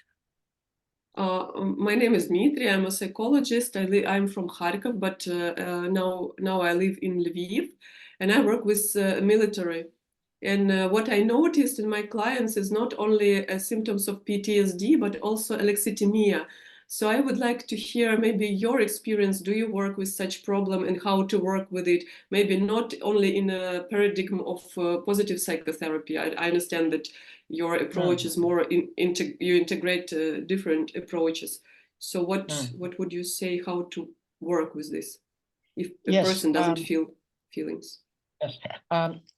You know, Dimitri, thank you for these very, very important questions, because you never know which kind of difficulties we have in the field, not only in our offices. Okay, so yes, with alexithymia we have to be very careful not to start from the feelings, but to start from the body. So, Так, yeah. Дмитро, я дуже дякую за запитання, тому що ніколи ми не знаємо, з якими складнощами ми стикнемося саме в полях, не тільки в наших офісах, і що нам принесуть військові. А з алекситимією дуже важливо не починати з почуттів, бути обережним, а починати саме з тіла. Да. When we are starting from the body, we are skipping a little bit this about the feelings, okay? But trying to focus to come the intention to the body, accepting the body, the parts of the body. Коли ми працюємо з тілом, ми трохи відставляємо в сторону емоції на деякий час, і ми концентруємося на тілі, на тому, що в ньому відбувається, на різних частинах тіла. So through the body, we can go to the emotions, but not from the emotions to go to the body with alexithymia. Тобто, якщо ми маємо алекситимію, то через тіло ми можемо достукатися поступово до емоцій, але не навпаки, ми не можемо через емоції потрапити в тіло. Even that with the alexithymia, you can find the patients, the clients who are very often trying to move from one mood in another mood, very, very extreme levels, like in bipolars. Okay, so that's why I am suggesting and I'm working with the body. І з алекситимією дуже часто можна спостерігати такі скачки настрою, трошки схожі на біполярний такий як розлад. Тому я працюю з тілом на початку. Because they are not aware about feelings, and they are anxiously avoiding the feelings. Тобто ці люди не усвідомлюють своїх почуттів, вони навіть їх уникають. Yes, and then with the body, how I am working with the body, and I am asking, okay, tell me what is going on your body. I am not asking how you feel in your body, but what is going in your body. Як я працюю з тілом? Я їх питаю, що відбувається у вас в тілі. Я не питаю, що ви відчуваєте в тілі, а питаю, що відбувається в тілі. Can you touch me your body? Can you touch your body? Чи можете ви доторкнутися до свого тіла? And then when he is touching body, and I am asking, so you are touching your body? Do you know that you are touching your body? І потім, коли клієнт торкається тіла, я констатую факт, що зараз ви торкаєтеся тіла, чи ви це помічаєте, чи ви це усвідомлюєте. Do you see that you are touching your body? Or you are thinking that you are touching the body? Or you feel something by touching your body? Ви відчуваєте, що ви торкаєтеся свого тіла? Чи ви думаєте, що ви торкаєтеся свого тіла? Чи у вас є якісь почуття з приводу того, як ви торкаєтеся тіла? And depends the answers that I am getting from my patient, then I'm going to move forward. But starting from the body. І вже в залежності від відповіді, яку я отримую, я вже рухаюсь далі, але починаю от саме з тіла, з таких дуже простих тілесних технік. Okay. Does it clear? I mean, is it, do you have the answer for this? Чи я відповів на ваше питання, Дмитро? Дякую, зрозуміло. Коли я діагностую, то я використовую декілька близько 7 тестів при діагностиці емоційних станів. І там і Миссисипська шкала для військових, і Горовська шкала, і Бека, і ТАСС-20 алекситимічна. І там в алекситимічній шкалі є соматичні прояви, там шкала когнітивно-афективне і зовнішньо орієнтоване мислення. Yeah. І я вже знаю, що людина там не відчуває емоцій, мені тест показує. І людина потім вже мені теж каже, що вона не відчуває. І дякую, так, зрозуміла, як працювати через тіло. Дякую. Yeah. Yes, thank you for Yeah, your yeah, I answer. understand. It's- And yeah, I understand. Okay, so I'm Okay. summary. Dimitri, you know, sometimes the patients, they are hiding their emotions. They are aware about their emotions, but they are hiding their emotions. Sometimes they are unconsciously hiding their emotions. And I'm not, there is a matter of the alexithymia. I'm not trying to push. Так, і ще важливо, я зрозумів так, те, що ви сказали.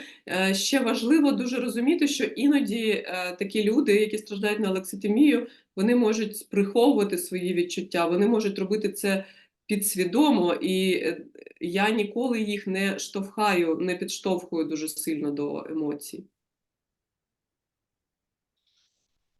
Можливо, рухатись через аутентичні рухи. Maybe it's possible to go through authentic movement. Yes. Так. Yes. Дякую. Thank you. Thank you. Enver, радий Yes. тебе бачити. Glad to see you, Enver. Nice to see you too. Glad that we О, get Радий to. бачити. Да, у меня ассоциации, знаешь, какие, так сказать, когда я, ну, так вообще вспоминаю тебя, вижу, это когда-то давно-давно, я уже не помню как-то так, как ты утром на конгрессе проводил утреннюю йогу. Для всех участников, да. Я знаю, что ты первое, это телесно ориентированный психотерапевт. Я, так сказать, восхищаюсь твоей все время энергией. И как ты танцуешь, когда как-то, да, то есть все время, когда собираемся, и вот это твоя энергия. То, что касается названия, да, то есть название на самом деле, то есть я прочитал как man in war, то есть мужчина в войне. Не просто как человек в войне, а как мужчина в войне. Нет, мужчина. Так, It's a я, man. да. Ну так я прочитал для себя. Ага, Да. я разумею. Да, так я разумею. И я как-то вспомнил, когда началась война, да, то у меня в действительности как-то такая, ну, было разделение, я как отец, да, это забота о дочери и так далее, она была в Киеве тогда, как-то там выезжала. И второе, я как психотерапевт. И что мне очень сильно помогло, это в действительности представить себе, что я как психотерапевт, это моя работа, что война для меня – это работа, что война – это не страдание, ну, на первом месте не страдание, переживание, это понятно, хотя это включается, а на первом месте это работа. И поэтому я с коллегами делился для всех, что война для нас – это работа, это совсем другое отношение тогда. Это я тебе благодарен за встречу. О, я много наговорил. Я Нічого, понял. зараз перекладемо Если все. у нас кто... First of all, I'm glad to see you, Enver, and for me, you are associated with different body practices. I remember we had some conference, and you started the morning with morning yoga for all the participants, and I always admire your how much energy you have, how you dance, and etc. So that's what really inspires me. And regarding the name of today's evening, for myself, I read it as a man like a male at war. And I started to think about myself when the war started. I was really, my mind and my emotions were divided between my duty as a man and as a father of my daughter. She was in Kiev and she somehow tried to get out of Kiev. And I had to take care of her, but at the same time, as a psychotherapist. And what really supported me, and I shared this with my colleagues, is taking the war not as some emotions or feelings that I have in regards of the war. Of course, I also have them, but to take the war as a work for me as a psychotherapist, and it helps a lot, and it's a different perspective that really is supportive for me and for a lot of my colleagues. Thank you. Я бы сказал, что это ну, утвердило мою идентичность, как бы, кто я на войне. And it also helped to strengthen my identity. Who am I at war? Yes. Thank you, Volodya, sharing this your thoughts. We know each other for a long time, from the beginning. Я дуже дякую, що поділився своїми відчуттями. Я знаю, що ну і ми знаємо одне одного дуже давно, з самого початку, можна сказати. Так. And I'm seeing here the flag of Ukraine, which if Volodya remember, and Katya, when I was in Kiev, they gave me a present to me with a flag with two colors, blue and yellow. So also our flag is a blue, but in the middle is a yellow. So this is that when I see the flag of Ukraine, it's associate me the Kosovo. So Kosovo and Ukraine, we are somehow like brothers, and we have a kind of same history. Я пам'ятаю, може, Катя і Володя, ви теж пам'ятаєте, що ви колись мені подарували прапор України, і ну, прапор України, він має два кольори, жовтий і блакитний, і прапор Косово, він також блакитний, а всередині жовте коло. І я завжди думаю про те, що навіть прапори в нас дуже схожі, і взагалі історія схожа. Ми як такі брати, Косово і Україна. Так, дійсно пам'ятаємо. Так. Yeah, we remember. Так, насправді дуже така тепла атмосфера взагалі не лише від цих спогадів, а від того, що ми сьогодні торкалися того і тіла, і почуттів, і ось цієї усвідомленості, в тілесності, яка має бути і для клієнтів, для наших, і, по-перше, для самого терапевту, так?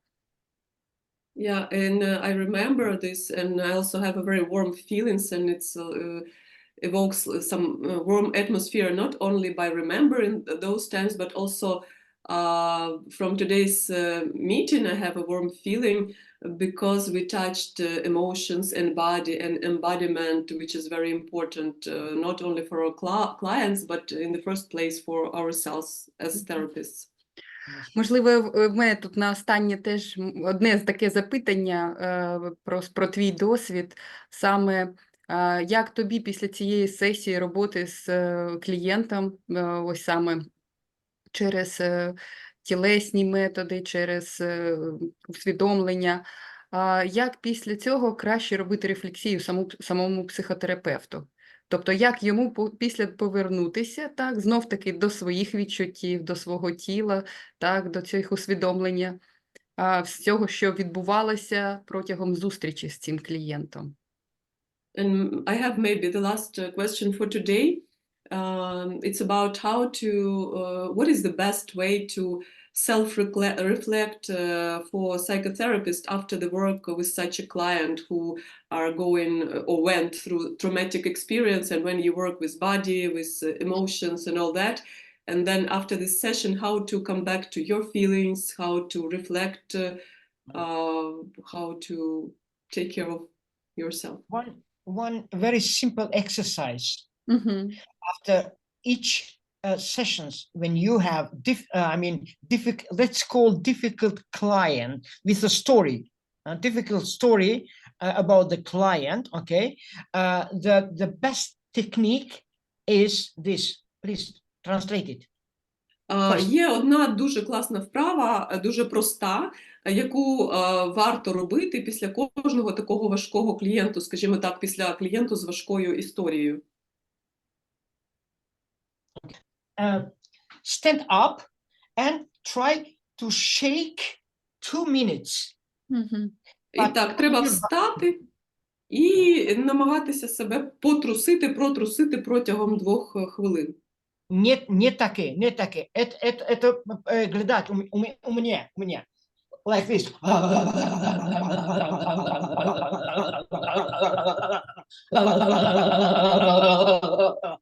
Okay, hold your body to shake it. Мгм. Тобто просто трясіть тілом, так як я показав. The first. The second, stay on the floor in the position of, crocodile position, or cobra position. А друга вправа – це на підлозі робити вправу кобри, якщо знаєте, тобто Okay. піднімати And breathe from your stomach. і дихати животом. And then keep your thoughts, your mind only on the breath. Don't think about how was with the client. І Come back to your breath. коли дихаєте, завжди повертайте свою увагу на дихання. Не думайте, кожного разу, коли починаєте думати про клієнта, як там було з клієнтом, повертайтеся до дихання. Мгм. And then the third is drink water. І Мгм. третє – це випити води. Yes. Yes, like you are doing, Katya. Да. Так, як ви і робите, Катя. Да, да. Це дійсно повертає до, Наталія, yes. до тіла свого. These are how we to take care. These are the first steps for ourselves. Це такі перші кроки по турботі про себе. Мгм. And then you can use later, after, you can use the peer groups or supervision, etc., etc. Ну, а пізніше, ви знаєте, ви можете піти на супервізію, на інтервізію, поговорити з колегами і так далі. Так. Мгм. Дякую. Особливо було це цікаво, як справді повернутися до свого тіла і до своїх почуттів, і який саме ти, Енвер, маєш такий досвід. Дякую. Було дуже наочно так і Yeah, thank надихаюче. you. It was very visual and very inspiring and important how to come back to your own feelings after hard Yes. session. Yes. Ну, Okay. да, так, вже час промайнув дуже швидко, але насправді в нас так залишається, про себе саму так само кажу, що залишаються ось такі важливі речі, ті, яких ми торкнулися на сьогоднішній зустрічі, про те, як насправді бути, да? Бути ось в цих обставинах і залишатися собою, не дивлячись на те, що там які є ролі, можна насправді їх об'єднувати. І дякую, що за вашу активність, за ваші питання, за ваші коментарі. І особливо подяка, Енвер, тобі за такий досвід. Він справді надихає і дає з певної надії, що можемо з цим впоратись. Yeah, time passed by very quickly, but personally, I am very grateful for these topics that we touched about emotions and body and how to stay yourself in this situation that we all have, how to combine these different roles, and really a special thanks to you, Enver, for sharing your experience about combining these two roles, and it really, after your words, after this experience of yours that you shared, it's easier to believe that we will cope and it is possible to stay yourself. So Yeah. much. I was very pleased to be with you, and I hope that something I gave to you and share by sharing my experiences, that I hope that will be useful also for you. Я дуже був радий провести цей час разом з вами. Насправді, я дуже сподіваюся, що щось з того, чим я ділився, стане вам в нагоді, і ви це використаєте у своєму житті або своїй практиці. Да. Дійсно так. Ще раз дякуємо всім учасникам, дякуємо Енверу і ще окрема подяка, Марія, тобі. Так, за те, що так Дякую. була так, ніби і з нами все, але всередині, да, тіло всередині тої свідомості, яку мову потрібно було перекладати, це теж знов таки повернутися потрібно в себе, в контакт з собою. Отже, залишаємося ми з вами на зв'язку. До нових So зустрічей. let's stay in touch and Так, see і you тримаємо Good night. контакт з Good собою, night. по-перше. Мгм. and stay in touch with ourselves in the first place. Yes, please. Yes, please. Bye bye. Бай. Bye. Thank you. Bye. Так, дякуємо. До нових зустрічей, колеги.